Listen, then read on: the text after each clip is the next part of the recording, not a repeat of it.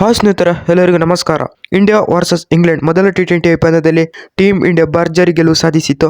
ಹಾಗಾದರೆ ಎರಡನೇ T20 ಮ್ಯಾಚ್ನಲ್ಲಿ team ಇಂಡಿಯಾದ ಪ್ಲೇಯಿಂಗ್ 11 ಯಾವ ರೀತಿ ಇರುತ್ತೆ, ಇದರೆಲ್ಲದರ ಬಗ್ಗೆ ಇವತ್ತಿನ ಈ ವಿಡಿಯೋದಲ್ಲಿ ನಿಮಗೆ ತಿಳಿಸ್ಕೊಡ್ತಾ ಹೋಗ್ತೀನಿ.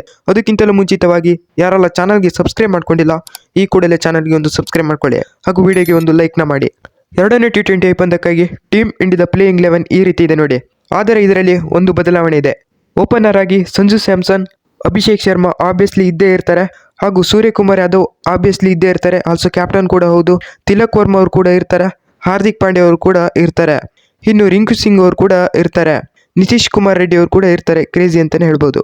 ಹಾಗೂ ಅಕ್ಷರ್ ಪಟೇಲ್ ಅವರು ಕೂಡ ಇರ್ತಾರೆ. ಇನ್ನು ಟೀಮ್ ಇಂಡಿಯಾದಲ್ಲಿ ಒಂದು ದೊಡ್ಡ ಚೇಂಜಸ್ ಏನಂತ ಹೇಳಿದ್ರೆ, ರವಿ ಬಿಷ್ಣೋಯ್ ಇರಲ್ಲ, ಅವ್ರ ಬದಲಿಗೆ ಶಮಿ ಅವರು ಕಂಬ್ಯಾಕ್ ಮಾಡ್ತಾರೆ.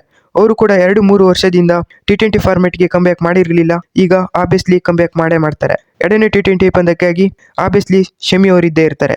ಇನ್ನು ಹರ್ದೀಪ್ ಸಿಂಗ್ ಅವರು ಕೂಡ ಇರ್ತಾರೆ. ವರುಣ್ ಚಕ್ರವರ್ತಿ ಅವರು ಕೂಡ ಇದ್ದೇ ಇರ್ತಾರೆ. ಅವರು ಕೂಡ ತಂಡದ ಪರ ಟಾಪ್ ಪರ್ಫಾರ್ಮೆನ್ಸ್ನ ಕೊಟ್ಟಿದ್ರು.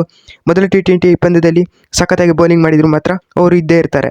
ಟೀಮ್ ಇಂಡಿಯಾದಲ್ಲಿ ದೊಡ್ಡ ಬದಲಾವಣೆ ಶಮಿ ಅವರು ಕೂಡ ಕಂಬ್ಯಾಕ್ ಮಾಡ್ತಾ ಇದ್ದಾರೆ. ಇದರ ಬಗ್ಗೆ ನಿಮ್ಗೆ ಅನಿಸುತ್ತೆ ಕಾಮೆಂಟ್ನಲ್ಲಿ ತಿಳಿಸಿ ಹಾಗೂ ವಿಡಿಯೋಗೆ ಒಂದು ಲೈಕ್ ಮಾಡಿ ಹಾಗೂ ಚಾನಲ್ಗೆ ಒಂದು ಸಬ್ಸ್ಕ್ರೈಬ್ ಮಾಡ್ಕೊಳ್ಳಿ.